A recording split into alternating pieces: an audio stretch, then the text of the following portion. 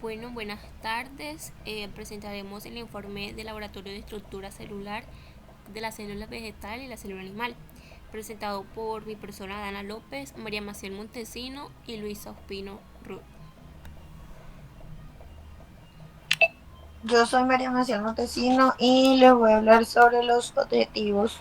Iniciamos con el objetivo general, que como ahí se muestra es identificar y describir las características morfológicas de células vegetales y animales mediante observación microscópica, utilizando distintas técnicas de preparación y tinción para resaltar sus estructuras principales. Seguimos con los objetivos específicos.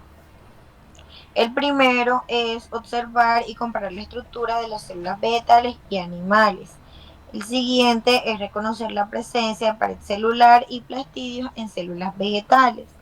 El tercero es identificar estructuras características de las células animales como el núcleo y la morfología del epitelio bucal. Y el último es evaluar la utilidad de colorantes como el lugol y el azul de metileno en la identificación de estructuras celulares específicas. Bueno, mi nombre es Dana López y continuaré con la introducción. La célula, como la conocemos, es la unidad básica de todos los seres vivos. En este laboratorio trabajamos con células vegetal y célula animal, que aunque ambas son eucariotas y tienen núcleo, presentan diferencias claras. Las células vegetales se caracterizan por tener una pared celular rígida, plastidios como cloroplastos, aminoplastos o cromoplastos y una gran vacuola central. Esto le da forma más regular y las hace ver más rígidas y definidas. Por otro lado, las células animales no tienen pared celular, lo que les permite ser más flexibles y presentar diferentes formas. Estas no tienen plasticidios como cloroplastos, aminoplastos o cromoplastos.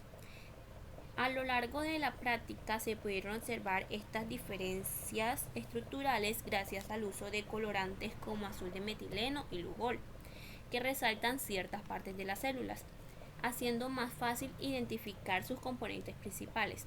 De esta manera, la comparación entre célula vegetal y célula animal se vuelve más clara al visualizar directamente sus características.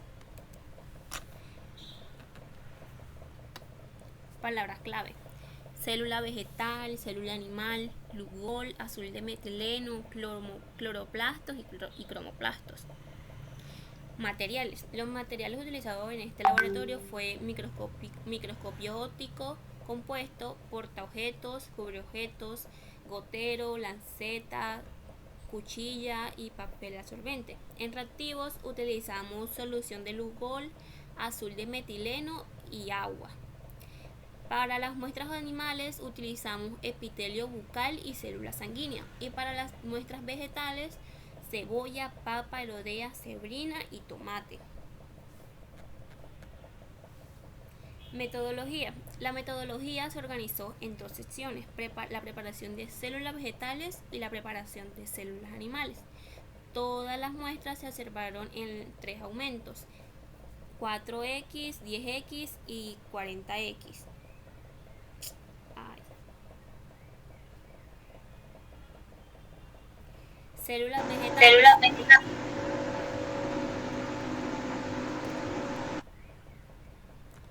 Células vegetales. Se utilizaron 5 muestras, que fue la papa, la cebolla, el tomate, el odea y cebrina. Con la papa, después de retirar la cáscara, se obtuvo una capa súper fina que se colocó sobre el portaobjetos. Se le añadió lugol para resaltar los amiloplastos y se colocó cuidadosamente el cubreobjetos. Posteriormente se tomó la fotografía para el análisis. Con la cebolla se separó una lámina muy delgada de la epidermis y se colocó sobre el portaobjetos. A este también se le aplicó lugol para visualizar mejor el núcleo y de la pared celular. Se le colocó el cubreobjetos y también se le tomó la fotografía. Con el tomate se tomó un fragmento muy delgado del tejido y se colocó sobre el portaobjetos, sin añadir agua, ya que este tejido es muy húmedo. Se colocó cuidadosamente el cubreobjetos y posteriormente también se tomó la fotografía. Con la elodea se tomó un fragmento delgado del tejido y se colocó sobre el portaobjetos. El agua se añadió mediante capilaridad por el borde del cubreobjetos para permitir un ingreso uniforme. Posteriormente se tomó también la fotografía. Con la cebrina se obtuvo un fragmento muy fino del tejido y se ubicó sobre el portaobjetos. También se le añadió agua por capilaridad para lograr una distribución homogénea. Posteriormente se tomó la foto para el análisis. Las células animales se utilizaron el epitelio bucal y las células sanguíneas.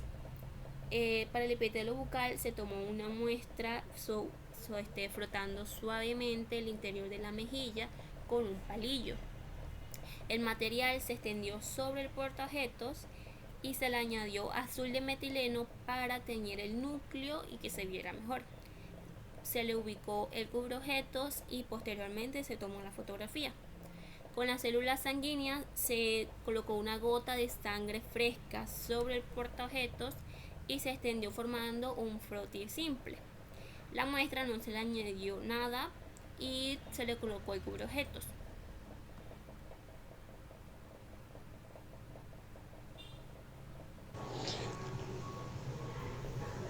Bueno, mi nombre es Luis Ospino y como podemos observar aquí están los resultados obtenidos durante el laboratorio.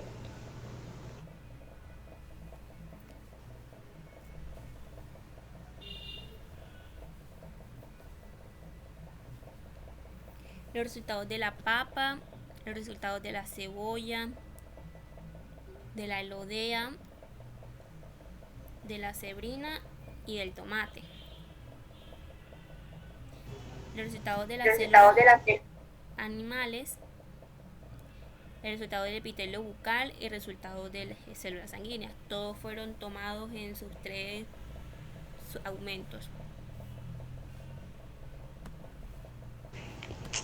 Bueno, los resultados obtenidos en este laboratorio permitieron evidenciar claramente las diferencias estructurales y funcionales entre las células vegetales y animales. En las muestras vegetales se observó la presencia de pared celular, la cual proporcionó a las células una forma definida y rígida, especialmente visible en la cebolla, la elodea y la cebrina. La pared celular no solo mantiene la estructura de la célula, sino que también regula la presión osmótica, lo que explica la firmeza general que presentaban estas células en los montajes húmedos. Además, las muestras vegetales permitieron reconocer la especialización de los plastidios, que son organelos exclusivos de este tipo celular. En la papa, el lugol reaccionó con el almidón almacenado en los amiloplastos, confirmando su función de reserva energética.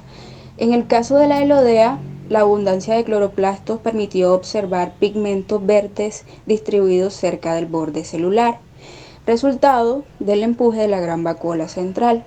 Esto demuestra cómo la organización interna de las células se adapta a su función fisiológica. En este caso, pues la fotosíntesis. Por otro lado, tenemos la muestra de tomate.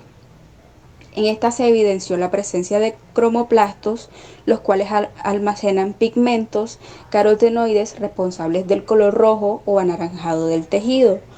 Por su parte, la cebrina mostró una vacuola prominente en antocianinas, resaltando la importancia de este organelo en el almacenamiento de pigmentos y sustancias disueltas, así como en la regulación del volumen celular.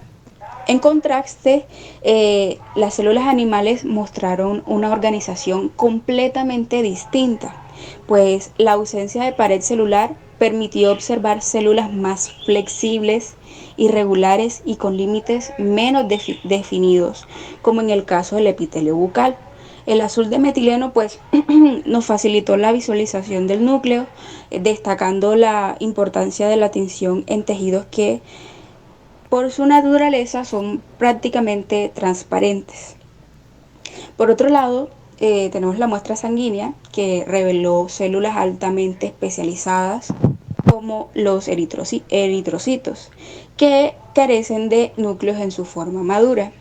Esta característica, observada en el microscopio, confirma su adaptación funcional al transporte eficiente de oxígeno, ya que el espacio que ocuparía el núcleo se utiliza para almacenar la hemoglobina.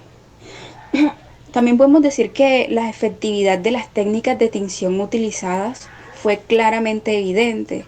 El Lugol permitió resaltar almidón y núcleos vegetales, mientras que el azul de metileno facilitó la identificación del núcleo en las células animales. Por otro lado, pues los montajes húmedos por capilaridad fueron esenciales para observar células en un estado cercano al natural, permitiendo detectar movimientos de cloroplastos y pigmentación viva. Finalmente, podemos decir que los resultados refuerzan la teoría celular y demuestran cómo la morfología de cada célula está estrechamente relacionada con su función. La comparación entre células vegetales y animales no solamente permitió diferenciar sus estructuras, sino también comprender el porqué de estas diferencias en términos fisiológicos, estructurales y energéticos.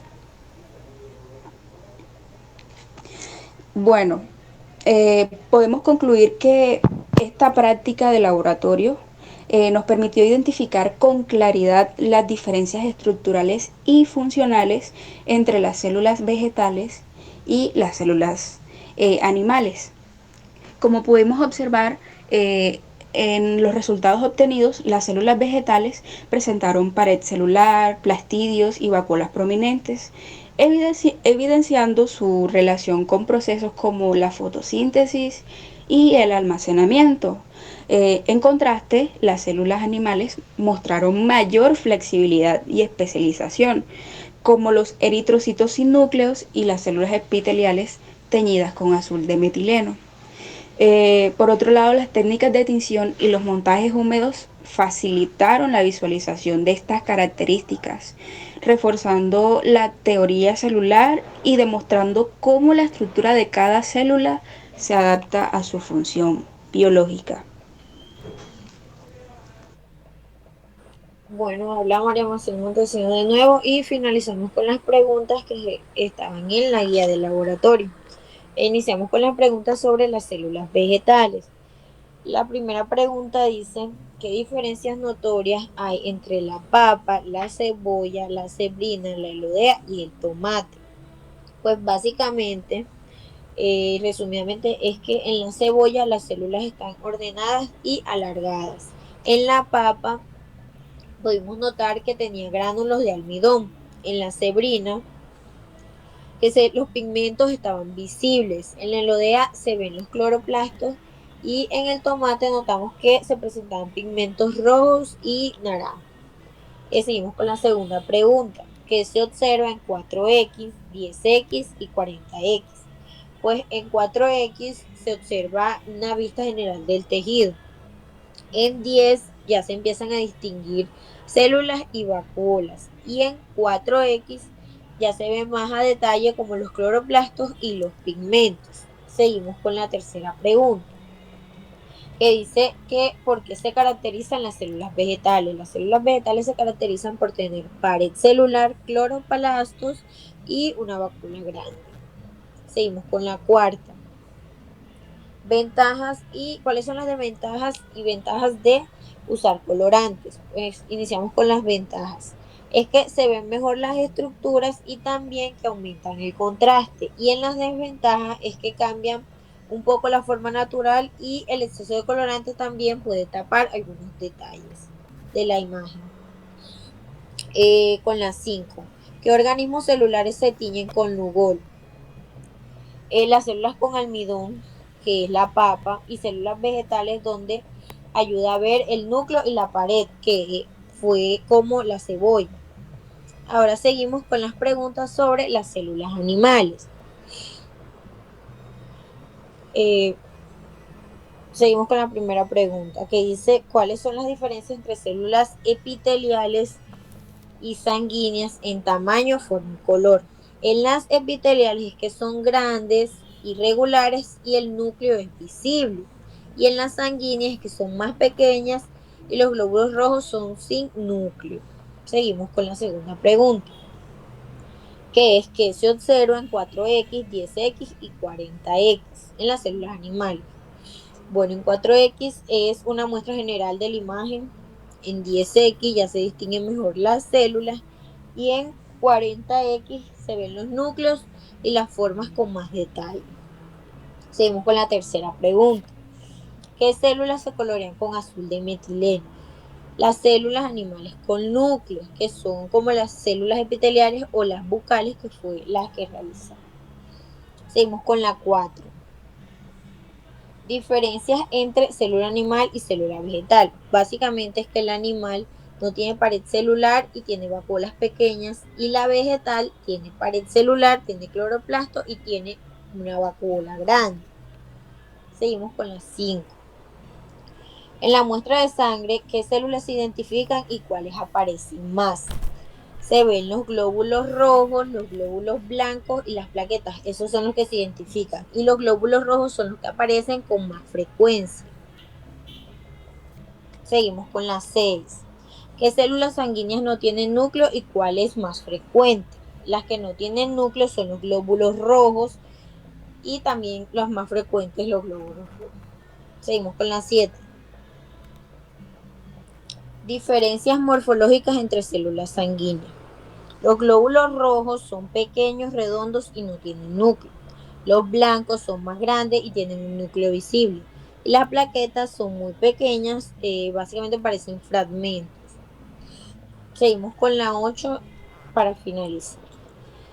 Diferencias de coloración entre glóbulos rojos y blancos. Es que los rojos son más claros y son uniformes y los blancos son más intensos y con un núcleo oscuro visible. Y finalizamos con las preguntas de la guía en laboratorio. Muchas gracias.